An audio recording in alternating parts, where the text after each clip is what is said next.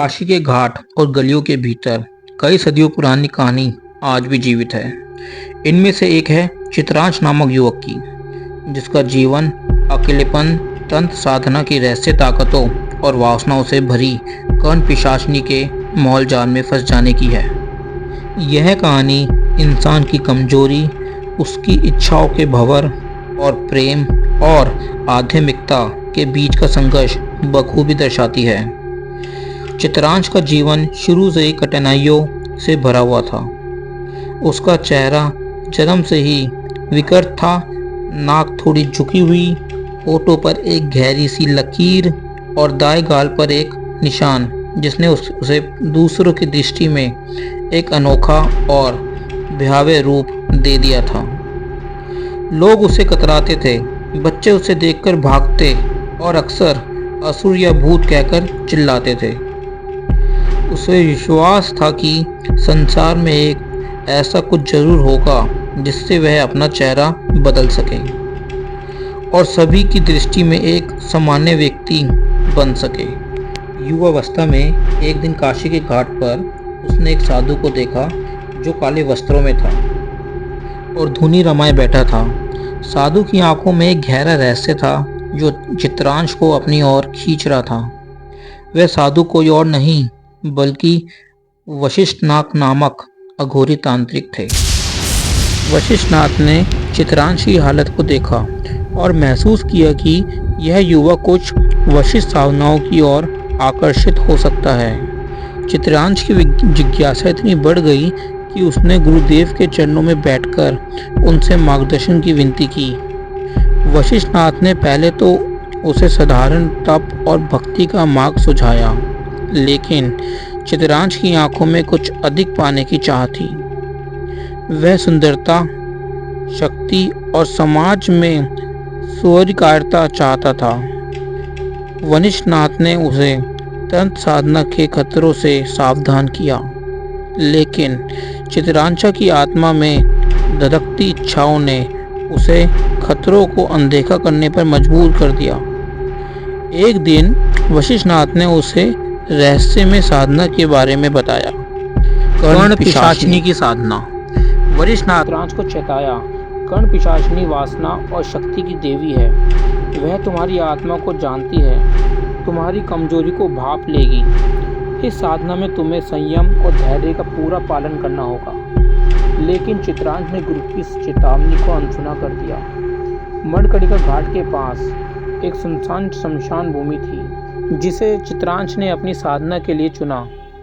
वहाँ केवल रात्रि के समय साधना करने की अनुमति थी ताकि साधना की ताकतों का अवरोध न हो सके।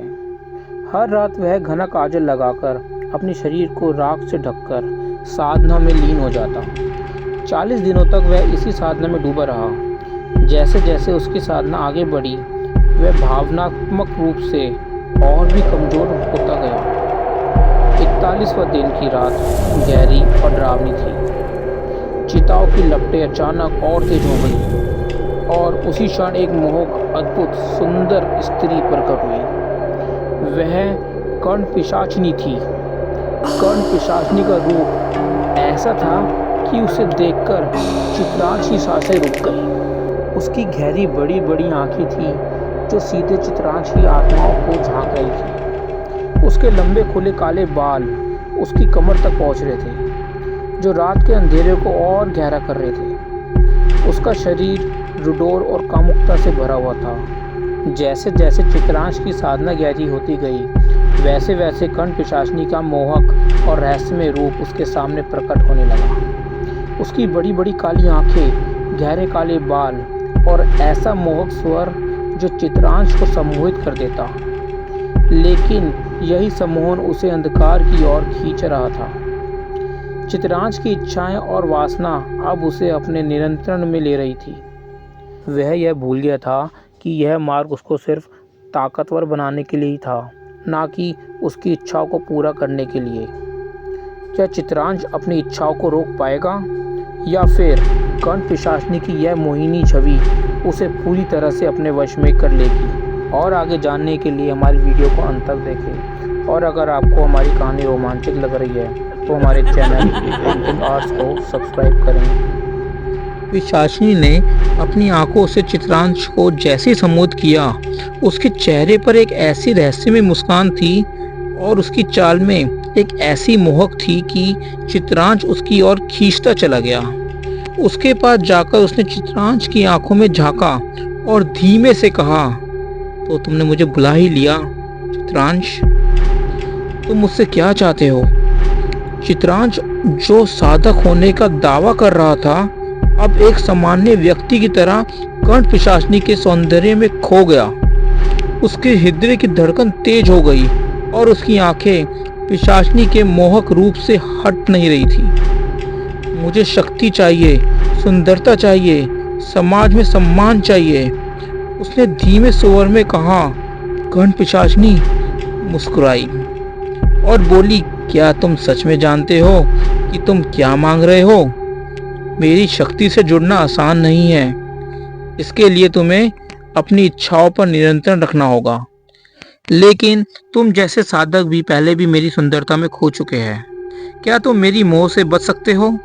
चित्रांश ने अपनी साधना और मंशा का दृढ़ता से संकल्प लिया था, लेकिन उसकी आत्मा में उठी वासना की तरंगों से उसे विचलित कर दिया। उसने खुद को पिशाचिनी के आलिंगन में पाया।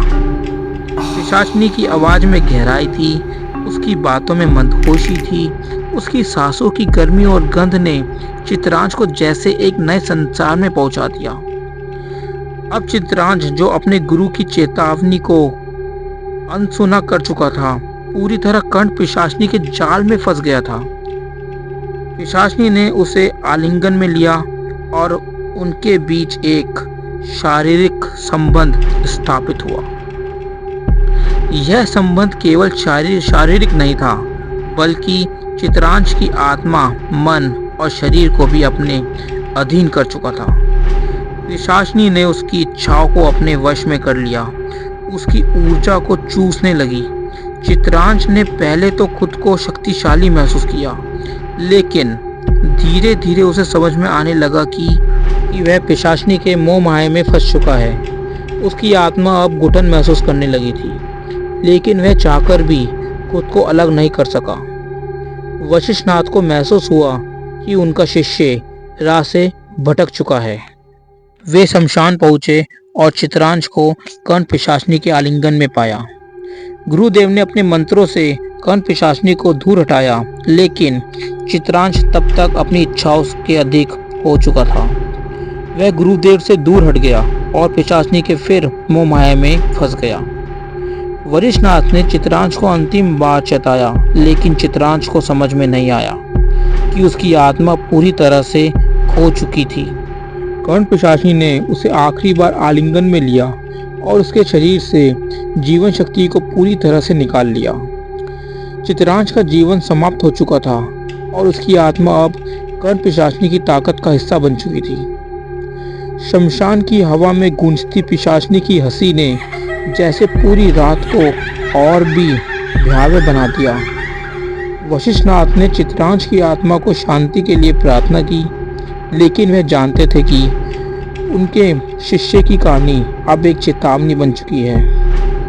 इच्छाओं की अंधी दौड़ में कर्ण पिशाचिनी जैसी ताकतें आत्मा को नष्ट कर देती है। इस घटना के बाद काशी के लोग चित्रांश की कहानी को भय और सतर्कता के साथ सुनाते हैं कि कोई भी व्यक्ति अपनी इच्छाओं के अधीन होकर आत्मा का सौदा ना करे।